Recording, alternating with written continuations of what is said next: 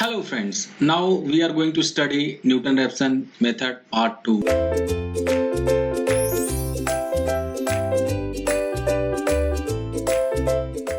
Means whatever the concept of Newton-Raphson method we studied, we are going to apply in the actual power system. So we have this 3-bus power system and we are going to specify this bus as a first bus and this as a second bus and this as third bus. So we have 3-bus system in which one is generator bus and rest of the 2 buses are load bus.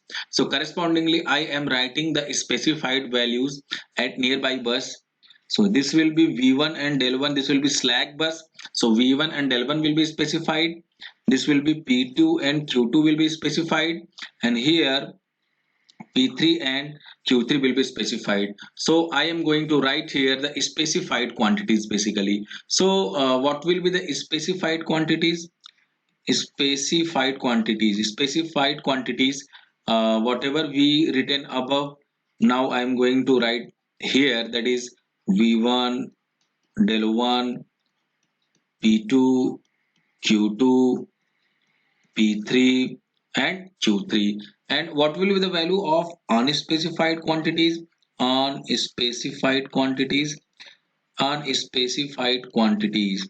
So unspecified quantities will be P1, Q1, V2, del 2, V3 and del 3.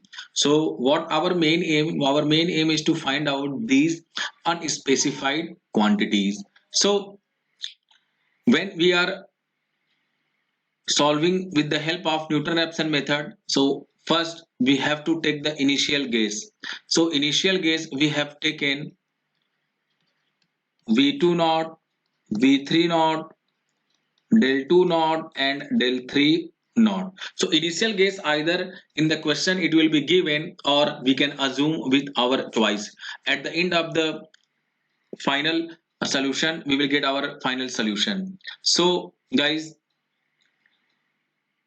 see here, we have 4 unknown and we will be needing 4 equation. So what we can do is we can write P2 specified minus P2 calculated is equal to 0, because P2 value here it is specified. Means this value will be numeric value, and if we have perfect value of V2, del 2, V3 and del 3 here, and V1 and del 1 has been given, so their difference should be equal to 0. So P2 is specified minus P2 calculated should be equal to 0. In the same way, P3 is specified minus P3 calculated should be equal to 0. In the same way, Q2 is specified minus Q2 calculated will be equal to 0. In the same way, Q3 is specified minus Q3 calculated will be equal to 0. So we can also write this delta P2, and this will be the equation of del and V basically. And you can see from here that if P2 calculated, you will find out the P2. If you are writing in, generally I am writing Pi, so we know the formula J is equal to 1 to n Vi Yij Vj cos of del I minus del j minus theta ij. You know this formula basically. So this P2 calculated is the function of delta as well as V. So whatever we are writing here, if P2 is the function of this, then delta P2 del comma V means delta P2 difference will also be the function of this delta and V. In the same way, delta P2, delta P3, delta V. In the same way, delta Q2, delta V is equal to this, and delta Q3, delta V is equal to this. So we have these four equation. We have these four equation, and we have V2, del 2, V3, del 3. We have four unknown. We have four unknown. Four unknown. So simply we can find out these value of V2 del 2 V3 del 2 because we have four equation.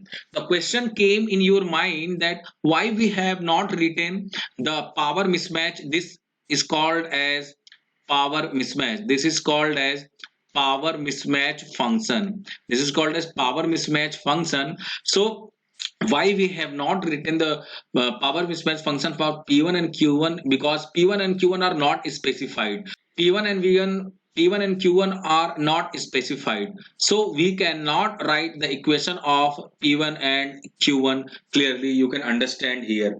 So in terms of power, whatever value will be specified, only we can write the power mismatch function for those. If that P and Q value has not been given for any bus, so we are unable to write the power mismatch function. So now we are going to proceed. We have four equation, these four equation and four unknown. So we are now eligible to apply for Newton-Raphson method. So what we are going to do is, we know that if we have taken here the flat start V2 naught, del 2 naught, V3 naught and del 3 naught we have taken as initial guess. So flat start means, if what we are going to do is, if delta P2 in the function of delta V is equal to 0, delta P3 del V is equal to 0, not because we have taken the initial value, and delta Q2 del naught V naught is equal to 0, and delta Q3 del naught V naught is equal to 0. So we have delta P2, delta P3, delta Q2 and delta Q3 del naught V naught. If this is equal to 0, then easily we can say that our solution are delta 2 naught, delta 3 naught, V2 naught and V3 naught. We do not need to do calculation further. So if these conditions satisfied, or we can also see that in the case of power system, it is not equal to 0, it is less than some specified, let us assume 0.05. The lesser will be the value, the correct will be the answer. So specify, you can write that it will not be equal to 0. Basically for exact solution it will be 0, but we are doing the iterative method, so it will be less than our specified some value epsilon. I hope you will understand this. Del 2 naught, del 3 naught, V2 naught and V3 naught will be our final solution, but what happen if not? But what happen if this condition not satisfied? This not satisfied, then we have to do the next iteration. So now we are going to do the next iteration. So the first iteration will start from here. So if delta 2 naught, delta 3 naught, V3 naught and V2 naught are not our final solution, so what we can update? So how we can update is, V2 will be equal to V2 naught plus delta V2. V3 will be equal to V3 naught plus delta V3.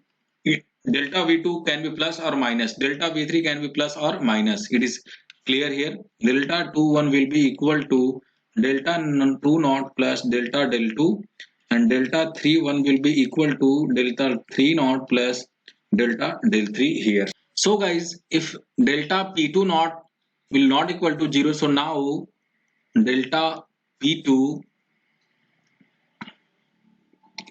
del 1 V1 will be equal to 0. I can specify clearly here that P2 is specified minus P2 calculated will be equal to 0 here. So what we can do is, simply we can write here in terms of I am explaining it. So delta P2 del 2 naught plus delta del 2 del 3 naught plus delta del 3 V2 naught plus delta V2 V3 naught plus delta V3 should be equal to 0 here. So in the same way, delta P3, delta Q2, delta Q3, 1 we can write later at the end of the Newton-Raphson we will write all the terms, but here I am now focusing on delta P2 first. So what we can write is delta P2 we can write after this, that is delta P2 del 2 naught del 3 naught V2 naught V3 naught as we have discussed, plus delta of delta P2 upon delta del 2 into delta del 2 plus delta of delta P2 upon delta del 3 plus delta of delta P2 upon delta V2 plus delta of delta P2 upon delta V3 should be equal to 0. So now we are going to discuss here that if we are going to write, I am writing here especially with the red pen I mentioned above. So if we are writing at delta P2, delta of delta P2 upon delta del 2 means will be what? Delta of del 2 of P2 specified minus P2 calculated. So this value is basically the numeric value. So this will be equal to 0 and minus this will be equal to delta of P2 calculated upon delta of del 2 here. So whatever the delta P2 upon delta del 2 here, we can simply write minus delta P2 upon delta V2. So you will understand basically what I'm going to write here. So after that we can write delta P2 del 2 naught del 3 naught V2 naught V3 naught simply minus delta of P2 upon delta del 2 into delta del 2 minus delta of P2 upon delta del 3 minus delta of P2 upon delta V2 minus of delta of P2 upon delta V3 should be equal to 0 here. The same equation we can write for the delta P2 as well as delta P3 as well as delta Q2 as well as delta Q3. So now guys, I'm writing here with the whole functions.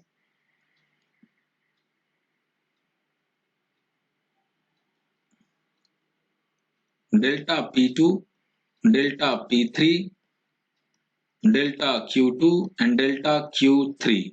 So this will be the function of del and V. Basically it will be the function of all the voltage magnitude and angle, but I am writing here not means initial guess. So delta naught V naught delta naught V naught delta naught V naught. So we can write this as a matrix, and above here that is we can write that is delta of P2 upon delta del 2, delta of P2 upon delta del 3, delta of P2 upon delta V2, delta of P2 upon delta V3, and for the same P3 delta P3 upon delta del 2, delta P3 upon delta del 3, delta P3 upon delta V2, delta P3 upon delta V3. So here it will come like this, and for same we can write for the Q2 and Q3. So delta of Q2 upon delta del 2 delta of Q2 upon delta del 3, delta of Q2 upon delta V2, delta of Q2 upon delta V3, and again delta of Q2 upon Q3, basically here delta of Q3 upon delta del 2, delta of Q3 upon delta del 3, delta of Q3 upon delta V2, delta of Q3 upon delta V3. So simply we can write all these values, and here, and this will be not, as we have discussed, this is Jacobian matrix, and this will be your delta del 2, your delta del 3, delta V2, and here it will be delta V3. So now what will happen, this would be called as power mismatch matrix. Power mismatch matrix. In the question you will find power mismatch matrix, and this is Jacobian matrix. This is Jacobian matrix, and this is increment matrix. This is increment matrix. This is increment matrix. Okay, so these are all the increment matrix, Jacobian matrix, and power mismatch matrix. So now these are the numerical value, these are the numerical value, this power mismatch value as numerical value because it didn't come to 0, and this value we can find out the numerical value, and once we find out this numerical value, all this power mismatch function and Jacobian matrix, so simply we can calculate the increment matrix. So if we have been given this power mismatch function, here you can see below the diagram, if we have been given power mismatch function, so we can easily calculate delta del 2, delta del 3, delta V2, and delta V3. How? If this is Jacobian matrix, so J naught inverse and power mismatch matrix, delta P2, delta P3, delta Q2, and delta Q3. So this is how we can approach and we can calculate the value of increment matrix. And now once again we will check in this equation, this below the Newton-Raphson method part 2 green, this we will check here that, so this is fulfilling the condition or not. This should not be exactly equal to 0 as I have discussed, so this can be equal to less than or some specified value. This error value, the lesser will be the error value, the correct answer we will get at the end of the result. So these are all the Newton-Raphson method when we are considering when PV buses are absent. One more thing we are writing here, that the size of all the matrices. What will be the size of power mismatch matrix?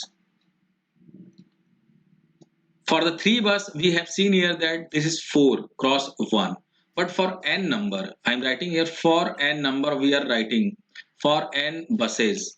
For n buses we can simply, here we cannot write the equation of, this is the case when PV buses are absent, so only at bus number 1 P1 and Q1 will be unspecified. So if power is unspecified means we cannot write the equation, rest of the we can write. So 2n minus 2, because at every bus we have 2 power, active power and reactive power, so total bus will be 2n, and we cannot write the P1 and Q1 power mismatch, so 2 will be reduced, so 2n minus 2. In the same way, for increment matrix we will find out those values which we need to calculate.